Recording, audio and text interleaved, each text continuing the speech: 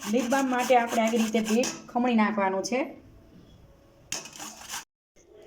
Bit ખમણાઈ ગયું છે. હવે આપણે ગુલાબની પાંખડી અલગ પાડીશું.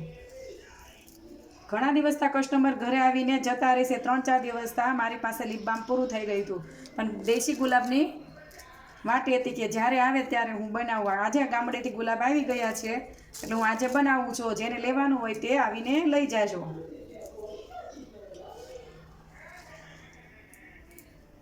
અલગ પાડી દીધી છે. હવે આપણે આને મિક્સરમાં દળવાની છે.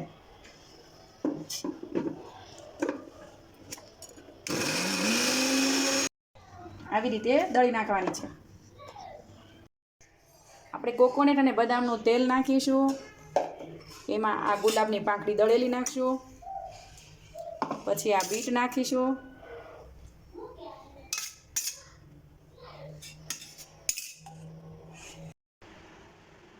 આપણું લિપ બામ તૈયાર. કોકોનટ, બદામ, ગુલાબ અને બીટમાંથી બનાવેલું, 100% ઓરિજિનલ, નો કલર, નો સુગર, નો કેમિકલ.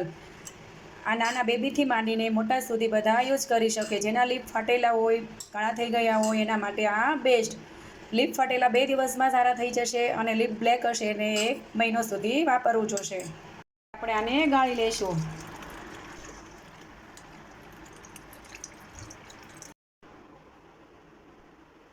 આપણું લિપ બામ તૈયાર.